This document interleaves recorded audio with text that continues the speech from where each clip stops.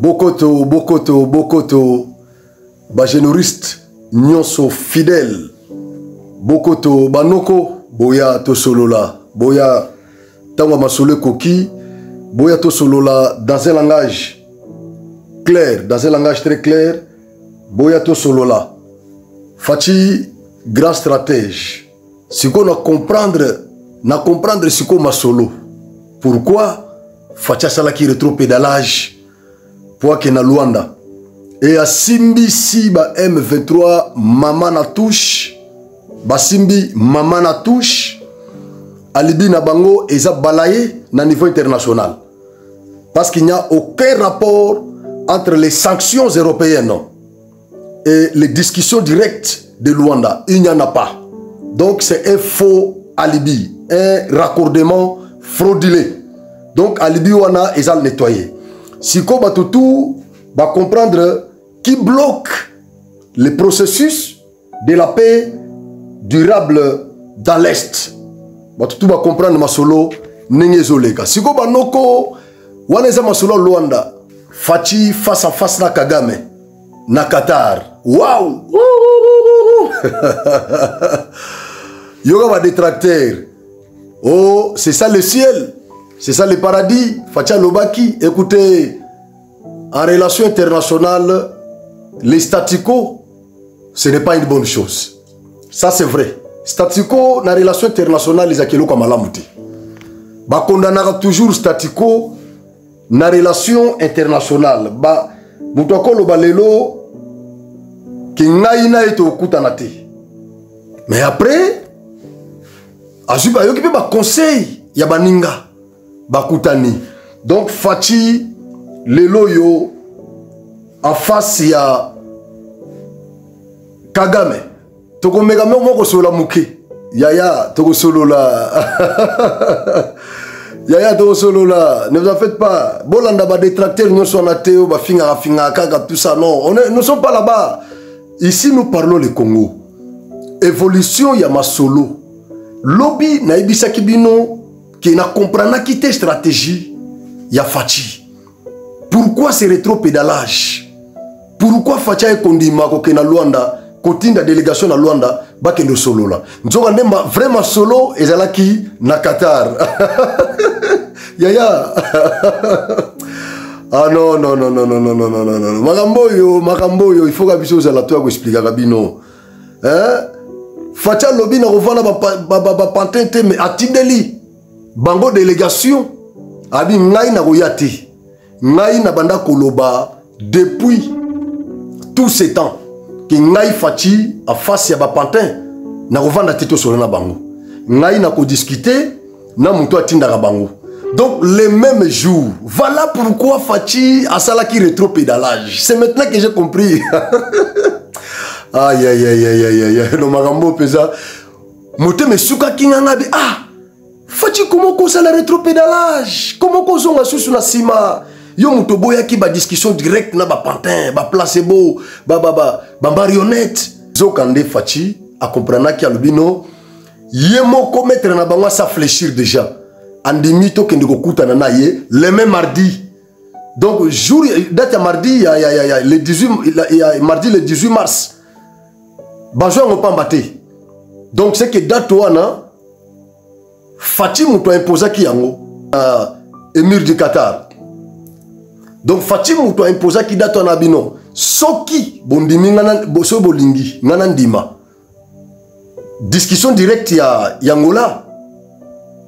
Bondi mape rencontre na ngai na Kagame ezala le même mardi biso to kutani na Qatar na Doha et ba pantin ba kutani na délégation na ngai na Luanda le même jour ezala te que notre kutani avant bamba yo kutana après ou bien bamba kutani avant biso kutana après té et ça les magaka le même jour ba pantin ba mbi délégation na ngai et ngamoko na mbi pe mettre na bango comme ça bibotu et beta makoto yo bayama.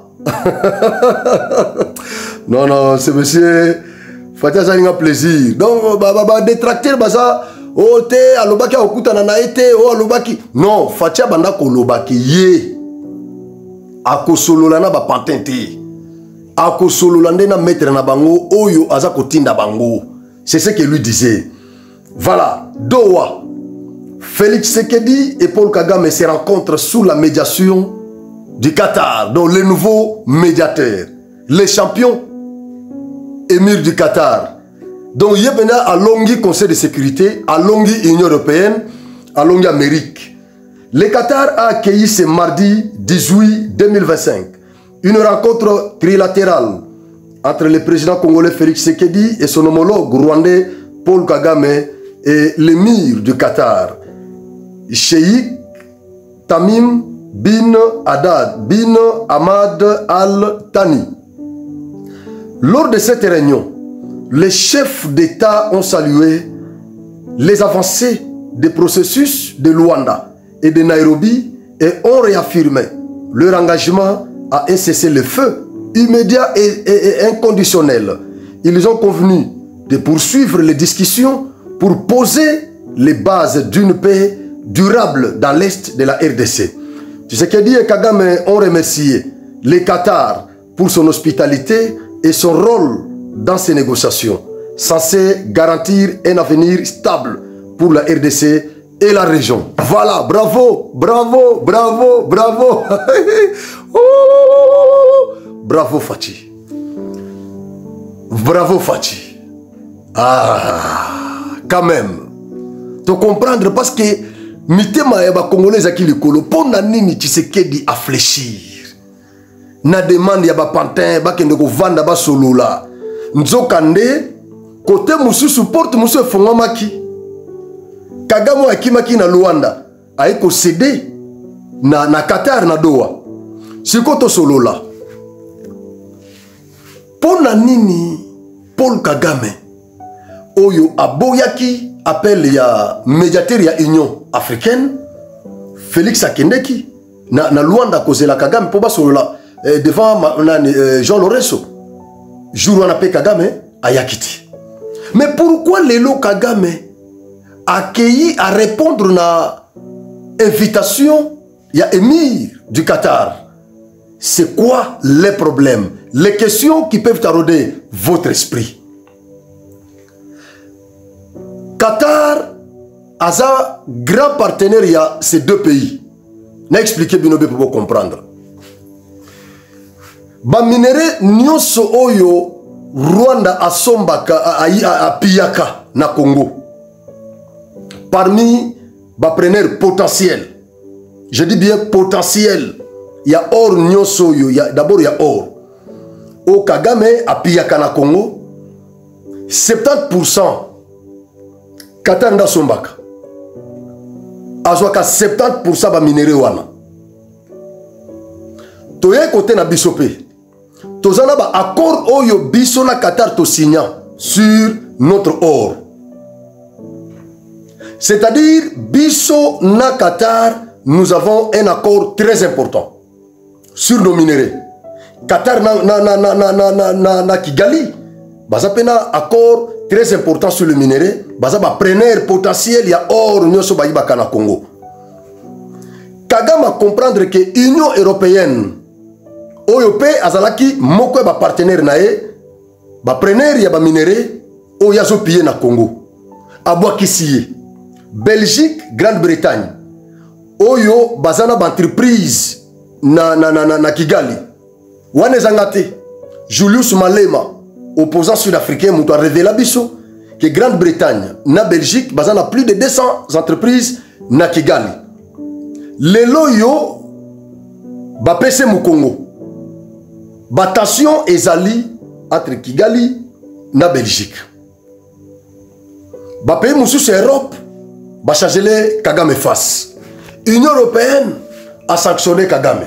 Ba parlementaires européens pour la bango sanction wana bien qu'ils a un pas de géant au Union européenne a marqué, mais ça ne suffit pas.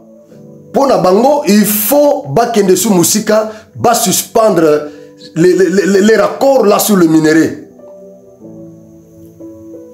Va sanctionner Kagame en tant que commanditaire de massacre nyonso ya Est.